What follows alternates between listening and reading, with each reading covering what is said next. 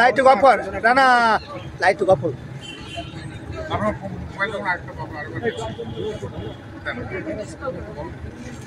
কাঞ্চনদাকে বলেন কাঞ্চনদাকে বলতে বলেন এটা কাজ চলে আপনি নাহলে কাঞ্চনদাকে বলেন সমাধান হয়নি 60টা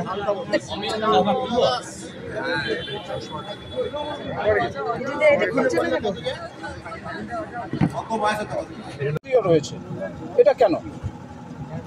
এটা অনুব্রতকে সন্তুষ্ট করতে মাননীয় এটা করে দিয়েছেন, কিন্তু তাতে কোনো লাভ হয়নি, কোনো সমন্বয় নেই। আপনারা তো দেখতেই পাচ্ছেন, আপনারাই বলছেন এই লড়াই চলছে, চলবে। তৃণমূলের এই লড়াই মানে তোলাবাজির ভাগ বাটোয়ারার লড়াই। আমরা এবং আমাদের সর্বভারতীয় সভাপতি সম্মানীয় জেপি নাড্ডাজি তিনি বলেছেন এইবারে ভারতীয় জনতা পার্টির সদস্য সংখ্যা প্রায় 15 কোটি ছাপিয়ে যাবে। 2019 সালে আমাদের সদস্য সংখ্যা ছিল সর্বভারতীয় স্তরে 11 কোটি, এবারে সেটা ছাড়িয়ে যাবে। এখনই 11 কোটি হয়ে গেছে। তাই বৃহত্তর পরিবারে আপনারা দলে দলে যোগদান করুন।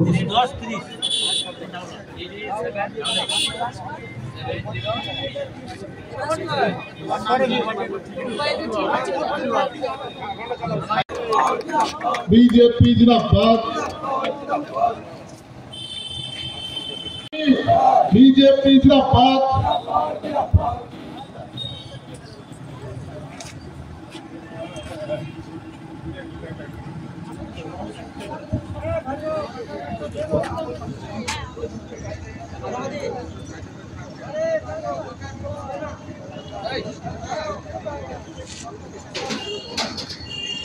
রাজ্যের সহ সভাপতি সম্মানীয় শ্যামাপদ মন্ডল মহাশয়কে বরণ করে নেবেন।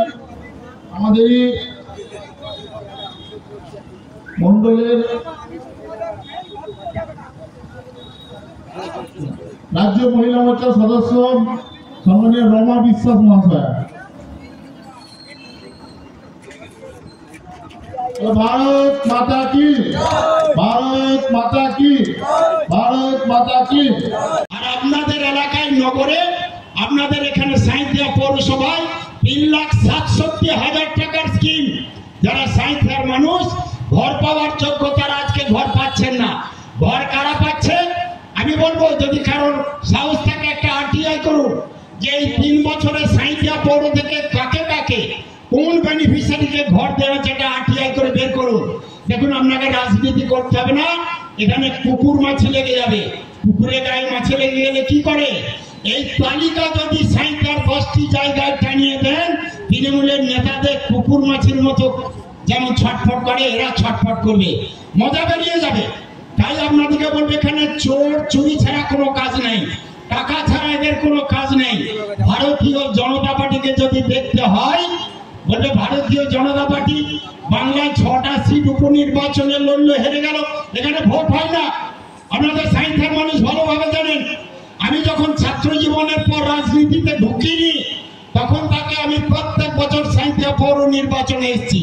আমাকে একবার তুলে নিয়ে গিয়ে মারবো করে গিয়েছিল, মারতে পারিনি। আমি বলেছিলাম আমার বাড়ি কিন্তু মোরেশ্বর এলাকা, আমাকে মারবেন কোনোদিন যদি পাই, আমি সাঁইথিয়ার কত বড় নেতা দেখবো না, সেদিন আমি খাপ খিঁচবো। অতএব আমার গায়ে আর হাত দেয়নি।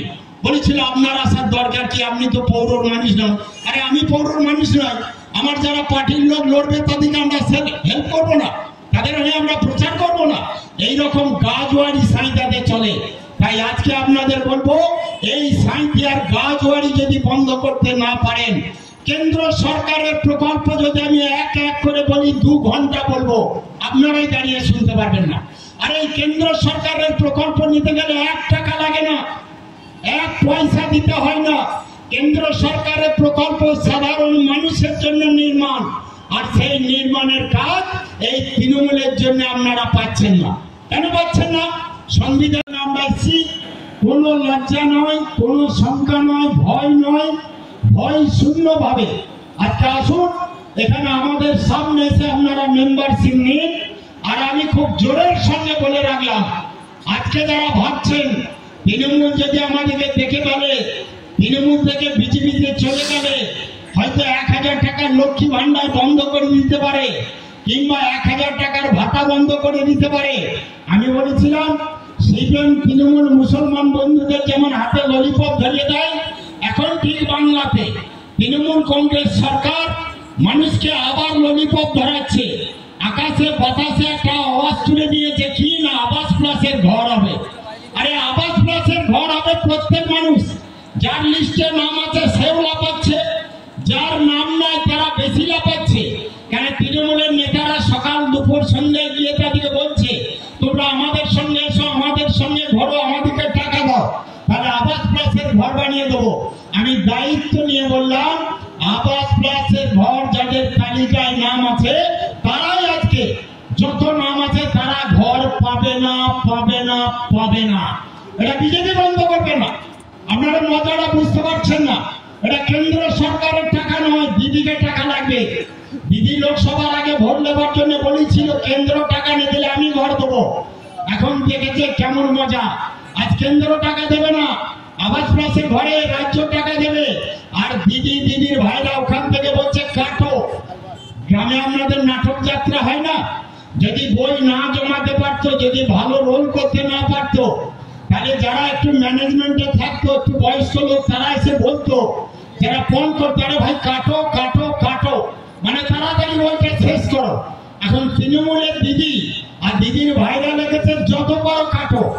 আর এখানে বলছে না এবার BDO office, SD office, DM office খুব ভালোভাবে সার্ভে করছে। আরে না, আপনার কথাই আমার কথাই সাধারণ লোকের কথাই সার্ভে করতো না।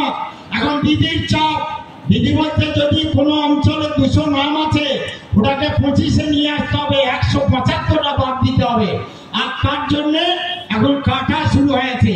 আর যেগুলোর নাম কাটা যাবে তৃণমূল কৌশল করছে, এই যখন কাটা যাবে তখন বলবে বিজেপি কেটে দিয়েছে, আর যে ঘরটা দেবে বলবে আমরা দিয়েছি। এটাই আপনারা জেনে রাখুন। এইভাবে সর্বদাই আপনাদের সাঁইথিয়া নগরে এখানে আমরা জানি যে এখানে ঘর দেওয়ার ব্যবস্থা আছে, পঞ্চায়েতের এখানে জমি দালাল আছে, আমরা জানি রাস্তার দালাল আছে। সেই রকম এখানে টাকা মারার তৃণমূল কিছু এজেন্ট তৈরি করে রেখেছে। সাঁইথিয়া বাজারে দেখবেন, আমি নাম করে বলে দিতে পারি, কিন্তু নাম করে তাদেরকে হিরো বা জিরো বানাতে চাইছি না।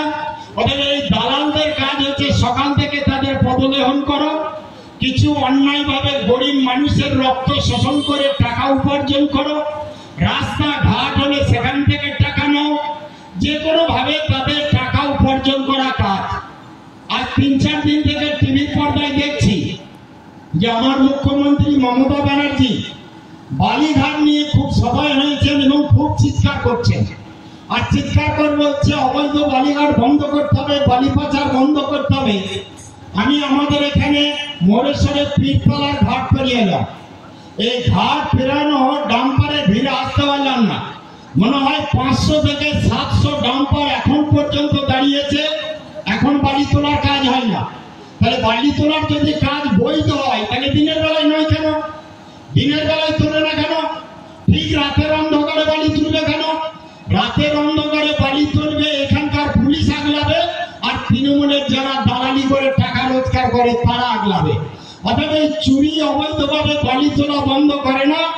দিদি একটু আইওয়াশ করার জন্য, পশ্চিমবাংলার মানুষের মনটাকে ঘুরিয়ে দেওয়ার জন্য এইরকম কথা বলে একটু বাজার গরম করতে চাইছে। তাই আমি বলবো আমাদের এই সাঁইথিয়া বাজার আজকে 3-4 বছর যাবত যে রাস্তাঘাট নিয়ে যে অচল অবস্থার নির্মাণ হয়েছে। আমি আজকে এলাম ওপার থেকে, কোন দিকে দিকে এলাম আমি বুঝতে পারলাম না, গলি গলি আমি জিজ্ঞেস করলাম ডান দিকে যাওয়া যাবে না, বলছে না ওয়ান ওয়ে, অথবা এই দিকে আসতে হবে, ওই দিকে যেতে হবে। এর কারণ কি? এখানে নতুন ব্রিজ, দীর্ঘদিন ধরে এটা বন্ধ আছে। কারণ একটাই, এখানে 2-3টা ফেরিঘাট চলছে, আর এই ফেরিঘাটের রমরমা ব্যবসা করার জন্য এইরকম একটি কাজ এরা করে চলেছে। আরে তৃণমূলের এত ক্ষমতা, সূর্যকে নাকি দিনের বেলায় বন্ধ করে চাঁদকে আনতে পারে, রাতের বেলায় চাঁদকে বন্ধ করে সূর্যকে আনতে পারে। আর এখানে সাঁইথিয়া ব্রিজ নিস্তব্ধ আজ পর্যন্ত হয় না কেন? রাজ্য সরকার কি ঘুমাচ্ছে? এখানকার নেতারা কি ফাঁস কাটছে? অতএব এখানে একটা টাকা রোজগারের কল পেতে রেখেছে, এখানে টাকা রোজগার হবে, আর তার জন্য সাধারণ মানুষকে আজ ভুগতে হবে, ভোগান্তি আছে।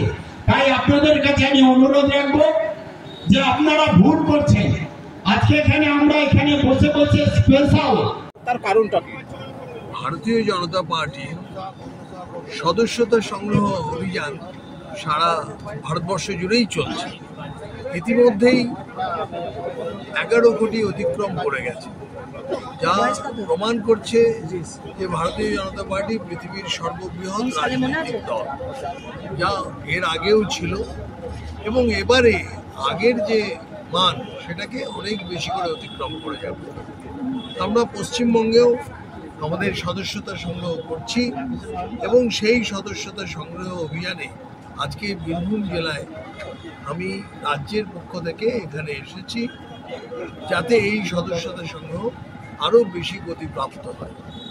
আর এই সদস্যতা সংগ্রহ এই জন্যই করতে হবে যে পশ্চিমবঙ্গে তৃণমূলের যে অরাজকতা চলছে, যে অপশাসন চলছে, সব কিছুতে তোলাবাজি, সমস্ত রকম মানে মানুষের কাছ থেকে টাকা নেওয়া, চাকরি নেই, কোনো উন্নয়ন নেই, কেন্দ্রীয় সরকারের যে রাস্তাঘাট থেকে আরম্ভ করে রেলের যত প্রকল্প, সেই প্রকল্পের জন্য জমি দিচ্ছে না। আয়ুষ্মান ভারতের মতো প্রকল্প, তা এখানে মানুষ সেই সুবিধে পাচ্ছে না। স্কুলের জন্য, শিক্ষার জন্য যে সমস্ত অর্থ দেওয়া হয়েছে, স্বাস্থ্যে যে টাকা দেওয়া হয়েছে, সেই সমস্ত টাকা খেলা মেলা চুরি করে সমস্ত নষ্ট করছে। মানুষ অত্যন্ত কষ্ট পাচ্ছে। এমনকি যে গ্রামে যে লক্ষ্মীর ভাণ্ডারের যে অর্থ দিচ্ছে, সেই মায়েরাও বুঝতে পারছেন যে তাদেরকে ওই 1000 টাকা দেওয়া হচ্ছে, কিন্তু তাদের ছেলে মেয়ের কোনো চাকরি নেই। তাদের মেয়ে বাড়ি থেকে বেরিয়ে যে কলেজে যাবে, সেখান থেকে ফিরে আসবে কি না তার কোনো ঠিক নেই। এই সমস্ত প্রতিবাদে আগামী 2026-এ আমাদের এই সরকারকে পরিবর্তন করতে হবে। আর সেই পরিবর্তনের জন্যই ভারতীয় জনতা পার্টির সদস্য সংখ্যা মোট ভোটারের অর্ধেকের বেশি আমরা সদস্য করার লক্ষ্যে এই অভিযান করছি। আপনার যে সদস্য অভিযান যেটা চলছে, আপনাদের এই কর্মসূচিকে কটাক্ষ করছে বিজেপির নেতা অনুপম হাজরা। আরে অনুপম হাজরা কি বলছে সেটা কোনো কথা নয়, তার কারণ ওটা ওনার মানে হতাশা থেকে বলছে। উনি ভারতীয় জনতা পার্টির কাজের সঙ্গেই যুক্ত নন, আমি দায়িত্ব নিয়ে বলছি। উনি ভারতীয় জনতা পার্টির কাজের সঙ্গেই যুক্ত নন। আর আপনারা মিডিয়াতে যে লিখছেন, ওনার ওই পদটিও বর্তমানে নেই। উনি ভারতীয় জনতা পার্টির কোনো দায়িত্বে নেই, আমি দায়িত্ব সহকারে এটা বলছি। ওনার ব্যক্তিগত মত। অনুপম হাজরা তাহলে কোন পদে রয়েছে এখন বিজেপি? কোনো পদে নেই। তাহলে কোন দলে আছে? অনুপম হাজরা ভারতীয় জনতা পার্টির কোনো পদে নেই।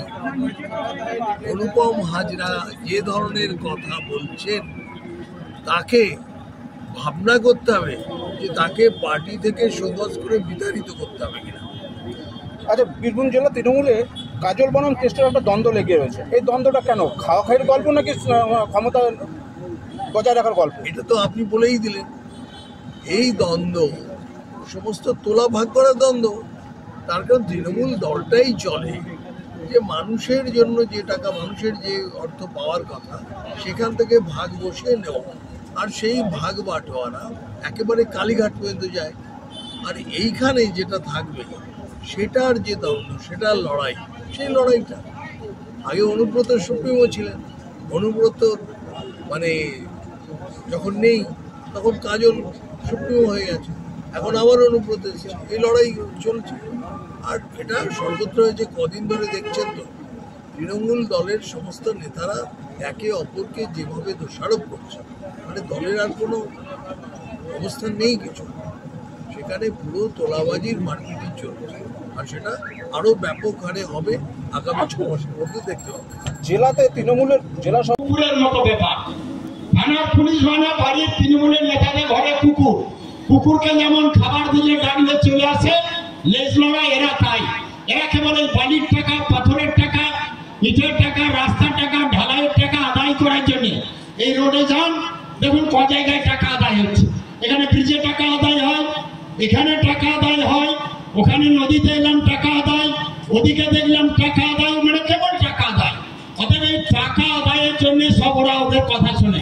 তাই আপনাদেরকে বলবো, মহারাষ্ট্র আমাদের এসছে, হরিয়ানা যখন এক্সিট পোল দেখাচ্ছিল বলছিল হরিয়ানা হবে না, হরিয়ানার আমরা এসেছি, ঝাড়খণ্ডে আমরা বিরোধী দলে বসেছি, বাংলাতেও বিজেপি আসবে আসবে আসবে, আজ না হলে কাল, না হলে পরশু। কিন্তু কেমন যদি বাংলার মানুষ একটু সজাগ হন, বাংলার মানুষ যদি একটু মাথা তুলে দাঁড়ান, তাহলে আমরা কতজন লোক এখানে সাঁইথিয়া শহরে কজন মাথা তুলে বিজেপি করে? খুব বেশি হলে 20 জন থেকে 50 জন। কিন্তু সাঁইথিয়ায় আমাদের সংখ্যা কত? এখানে প্রায় 2-2.5 লাখ লোকের বাস আছে, কিন্তু মাত্র 50 জন লোকে এখানে পরিবর্তন করতে পারবে না। আসুন, কোনো ভয় নেই। ভারতীয় জনতা পার্টি সর্বভারতীয় বিশ্বের মধ্যে সর্ববৃহৎ রাজনৈতিক দল। অতএব এই দলে আসতে ভয় নেই। ভয় তো কই আমরা করি না, কই আমাদেরকে তো মারতে ধরতে পারে না, আমাদের তো গলা কেটে দেয় না। যে ভয় করবেন তাকে বেশি ভয় দেখাবে, আর ভয় ছেড়ে যদি রাস্তায় দাঁড়াবেন দেখবেন আপনাকে নিয়ে ঘাঁটবে না। অতএব তাই আপনাদের কাছে অনুরোধ রাখবো,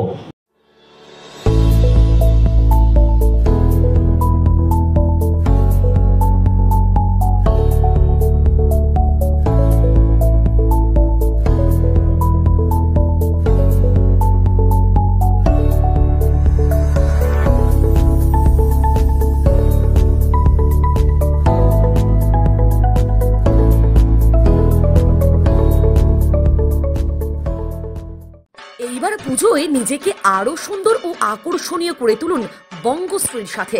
আমাদের কাছে আপনি পাবেন লেডিস ও জেন্টস ওয়্যারের এক্সক্লুসিভ কালেকশন। তাই আর দেরি না করে চলে আসুন আমাদের ঠিকানায়, NS রোড, সমবায় ভবন, কালিয়াগঞ্জ। আপনি কি একজন বই প্রেমী, কিংবা আপনি কি বই পড়তে ভালোবাসেন, কিন্তু আপনার পছন্দ মতো বই কোথা থেকে ক্রয় করবেন ভাবছেন?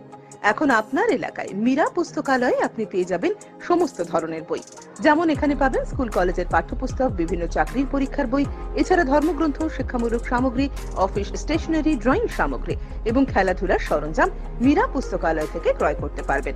তাহলে আজই যোগাযোগ করুন আমাদের ঠিকানায়, সুকান্ত মোড়, কালিয়াগঞ্জ, উত্তর দিনাজপুর। যোগাযোগের জন্য নম্বর 8945933128।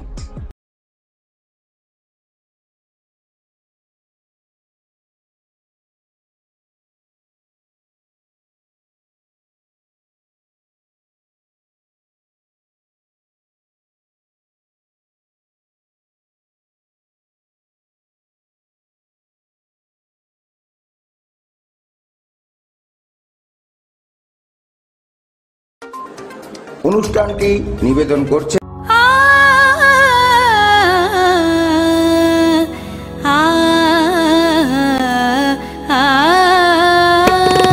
স্নিগ্ধতার পরশে ঝলমলে আলোয় মেখে শুভমঙ্গল উৎসবে সাজবে আজ বধূ বেশে। বধূ কোন আলো লাগলো শিবম, প্রতি মুহূর্তের উৎসবের গয়না। শিবম জুয়েলারি হাউস, চিরদিনের।